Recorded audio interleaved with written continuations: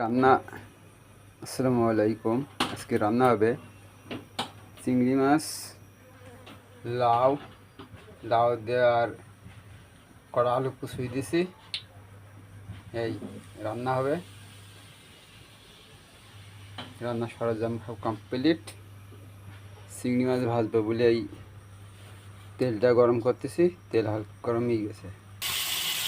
চিংড়ি মাছ ভাজা হচ্ছে, সেই লাগবে। চিংড়ি মাছ দিয়ে লাগবে। চিংড়ি মাছ শাক দিয়ে রান্না করলে ভালো লাগে, কিন্তু দুঃখের কথা কী করবো, শাক পেলাম না।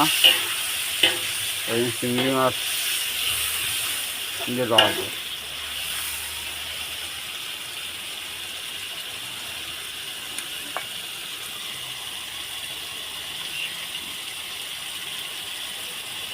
বাংলাদেশে হলে চিংড়ি মাছের দাম কত হবে? চিংড়ি মাছের দাম কত হতে পারে? এই চিংড়ি মাছগুলোর দাম কমেন্ট বক্সে লিখে যাবে।